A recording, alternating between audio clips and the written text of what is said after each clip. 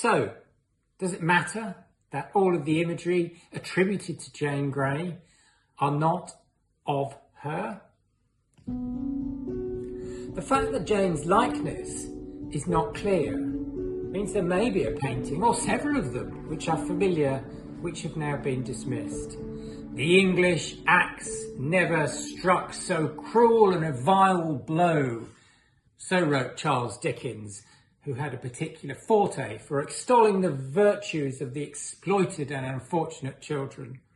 The treatment and fascination by the world's media of Diana, Princess of Wales, 500 years after the death of Jane Grey, looks like a comparable forerunner. Rather a perverse twist, and one given her religious persuasion, I imagine she would be rightly horrified in the sexualisation not only of her image, but also her as a young woman.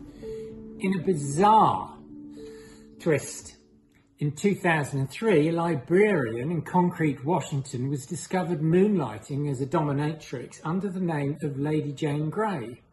At a more rather serious level, French artist Paul Delaroche, known for his melodrama and dramatic scenes portraying subjects from English and French history, produced one of the most iconic images of Jane's execution.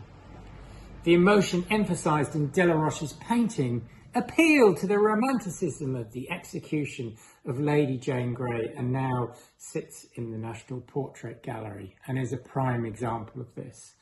The final moments of the blindfolded Lady Jane Grey are depicted as she pleads. "What shall I do? Where is the block?" Delaroche plays up to the spectacle of this innocent young victim on the brink of martyrdom, compelling us to react to the scene.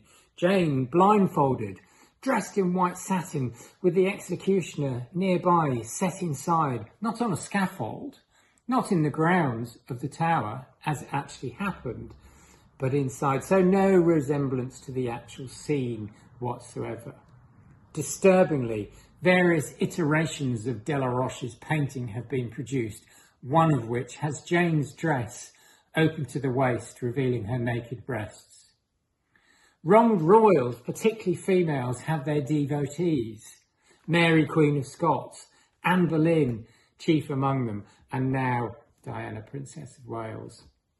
When you think of all the images of Diana, the image that springs to mind is the shy, coy, half-wave from the golden carriage, or the glamorous, evening-gowned princess. Photographs so prized, they ultimately led to her untimely death. So will we ever know what happened to Jane? Possibly not. If you're interested in more of this subject, I came across this book, A Queen of a New Invention, Portraits of Lady Jane Grey Dudley, England's 9 Days Queen, by J. Stephen Edwards. It's a good book. It's quite interesting. There's some portraits in there that are so obviously not Jane, for lots of different reasons. I'll get you to make your own judgments on those. I'll flash up a few here, whether they're too large, too old, too fat, too thin, whatever it happens to be. But I guess to produce a book, then you need to look at all particular angles of this. So have a look at this, and maybe it'll pique your interest to go on the search for Lady Jane Grey.